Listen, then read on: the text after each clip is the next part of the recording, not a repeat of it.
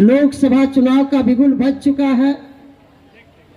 जो चुनाव की रणभेरी बज चुकी है, इस चुनावी रूपी समर में हम सब लोगों को कैसे मजबूती से इस लोकसभा का चुनाव लड़ना है और पूरे लोकसभा में हम सब लोगों का एनडीए कार्यकर्ता नेताओं का एक लक्ष्य है कि हम कैसे 4 लाख से लीडिंग दे।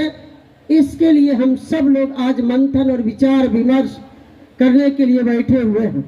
साथियों, ज़्यादा वक्त न लेते हुए आप सभी एनडीए के जितने साथी हैं वो सभी देव तुल्य कार्यकर्ता के बदौलत ही ये चुनाव की जंग को जीता जा सकता है और अधिक मत से हम कैसे जीतें, इस लक्ष्य को लेकर, संकल्प को लेकर आज हम सब लोगों को यहाँ से जाके लगना होगा। किसी भी संस्था या पार्टी का नींव होता है, नींव मजबूत हो तो मकान मजबूत होता है और हमारे एनडीए का 1000 का लीड हुआ यह रुपोली क्रांतिकारियों की धरती है।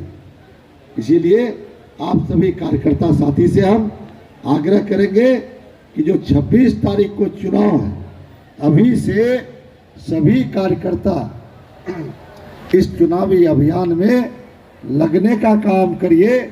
एक एक बूथ पे जाके, एक एक घर में संपर्क करके जो हम लोगों का छाप है उसके बारे में बताना है। अधिक से अधिक मतदान हो, इसके लिए लोगों से जनसंपर्क करना है। आप सब लोग यहाँ पे आए हैं। एक तरफ देश के यशस्वी प्रधानमंत्री नरेंद्र मोदी जी को तीसरी बार देश का प्रधानमंत्री बनाना है, ताकि यहाँ तीसरी बार प्रधानमंत्री बनाने का काम हम सब कार्यकर्ताओं को संकल्प लेके करना है। नरेंद्र मोदी जी ने जिस तरीके से पूरे दुनिया में के हित में कई कार्यक्रम किए हैं, आप सभी जानते हैं कि जो कोविड जैसे महामारी में नरेंद्र मोदी जी ने, दुनिया का सब दूसरा बड़ा आबादी वाला देश है, अपने कुशल प्रबंधन के माध्यम से नरेंद्र मोदी जी ने जहां कोविड को भी नियंत्रित किया और दूसरी तरफ जो हमारे गरीब परिवार हैं उनके प्रत्येक परिवार के व्यक्ति को 5 किलो अनाज मुफ्त में भी देने का काम, मुफ्त में राशन देने का काम नरेंद्र मोदी जी ने करने का काम किया। इस देश की 10 करोड़ महिलाओं को उज्ज्वला योजना के माध्यम से गैस चूल्हा और सिलेंडर देने का काम नरेंद्र मोदी जी की सरकार ने किया है और किसानों के खाते में 6,000 रुपया प्रत्येक किसान के खाते में देने का काम नरेंद्र मोदी जी की सरकार ने करने का काम किया है। दूसरी तरफ नरेंद्र मोदी जी ने कई काम किए और जब 2005 में बिहार के मुख्यमंत्री नीतीश कुमार जी बिहार में आप लोगों के आशीर्वाद से बिहार में एनडीए की सरकार बनी। आप सभी जानते हैं यह रुपोली का इलाका कितना बंजर था। यहाँ पे लोग मोटरसाइकिल और साइकिल पे नहीं चल पाते थे, घोड़े और इस पे चलते थे, कई सड़कें नहीं थी। 2005 के बाद नीतीश कुमार जी के नेतृत्व में एनडीए सरकार ने एक एक गांव में सड़कों का जाल बिछाने का काम किया। अब रुपोली का परिदृश्य बदल गया है।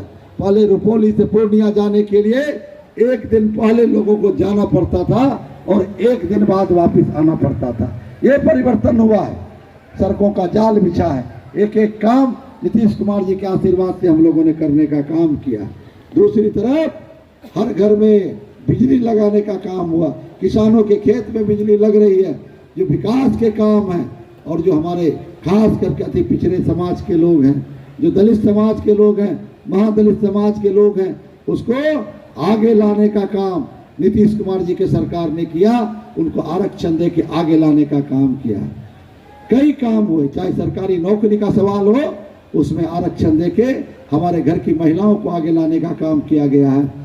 आप लोगों ने 2014 और 19 में यहाँ से 2 बार आशीर्वाद दे के हमको लोकसभा भेजने का काम किए और 2 बार इस 10 वर्षों में कई महत्वपूर्ण कार्य इस पूर्णिया लोकसभा क्षेत्र में हुआ है। पूर्णिया में यह देश का सबसे पुराना जिला पूर्णिया में मेडिकल कॉलेज प्रारंभ हो गया। 500 बेड का मेडिकल कॉलेज पूर्णिया में माननीय प्रधानमंत्री जी और माननीय मुख्यमंत्री जी के आशीर्वाद से प्रारंभ हो गया। आज इस मेडिकल कॉलेज में प्रत्येक वर्ष 100 डॉक्टर भी बन के निकलेगा और जो हमारे गरीब परिवार के लोग हैं उनका बेहतर इलाज भी होगा। साथ साथ प्रत्येक वर्ष 100 डॉक्टर बन के निकलेगा। पूर्णिया का मिशनरी टाउन है, विश्वविद्यालय नहीं था, मधेपुरा बगल का जिला, वहाँ विश्वविद्यालय पहले बन गया। माननीय मुख्यमंत्री जी के आशीर्वाद से आज पूर्णिया में विश्वविद्यालय बन गया। अब हमारे जो पढ़ने लिखने वाले बच्चे हैं उनको मधेपुरा जाने से मुक्ति मिल गई, नहीं तो मधेपुरा जाते थे, बस स्टैंड और रेलवे स्टेशन पे हमारे बच्चे जाके सोते थे, यूनिवर्सिटी का काम करा के आते था। ये परिवर्तन हुआ है। कृषि college, agriculture college, engineering college, passport कार्यालय, कई संस्थाएं पूर्णिया में हम लोगों ने खुलवाने का काम किया। इस रुपौली से मोहनपुर जाने के लिए सड़कों की क्या स्थिति थी, चाहे फलका से श्रीपुर होते हुए, भवानीपुर होते हुए मधेपुरा सीमा तक जाने के लिए क्या स्थिति थी। कई सड़कें, पुल, दर्जनों पुल, पुलिया, सभी चीजों को हम लोगों ने करने का काम किया है। और जो लोग आज घूम रहे हैं, एक तो हमारे ही पार्टी से बीच में आया था और फिर वापस अपने घर लौट गई। अब लालटेन का युग है क्या? लालटेन का अब आवश्यकता है कहीं? इतना तीर चलाइए उस पे कि लालटेन का शीशा चूर हो जाए और अता पता भी नहीं चले, यही कहने के लिए आए हैं। और दूसरा, एक गब्बर सिंह घूम रहे हैं। गब्बर सिंह समझ रहे हैं ना? 20 साल पहले गब्बर सिंह को पूर्णिया की जनता ने प्रणाम कर लिया था, उनका यहाँ से विदाई कर दिया था। तो वो सोचा कि अब 20 साल हो गया तो पूर्णिया की जनता भूल गई होगी सब बात, लेकिन पूर्णिया की जनता भूली नहीं है। हम लोग क्षेत्र घूम रहे हैं, कई माँ बहनें आके बोली कि हमारा पति तो ले ही लिया, अब कहीं हमारा बच्चा के साथ भी न वही घटना घट जाए। कई क्षेत्र में महिलाएं कह रही है, कई लोग मिलके आके कह रहा है कि कहीं पति तो चला गया, अब बेटे के साथ भी न अप्रिय घटना घट जाए। तो हम उन माँ बहनों को कहा है कि चिंता मत करिए, ये सुशासन की सरकार है। अगर आपके किसी का बाल बाका करेगा तो उसका हम लोग इलाज करने का काम करेंगे, उसको पिंजरे में बंद करवाने का काम करेंगे। चिंता नहीं करना है। और खास करके हम एनडीए के कार्यकर्ताओं से आग्रह करेंगे, किसी को चिंता नहीं करने की आवश्यकता है। अगर हमारे किसी कार्यकर्ता के साथ उंगली भी उठाने का काम किया तो उसकी उंगली काट दी जाएगी। कानून का राज है, समझे ना? कानून का राज है।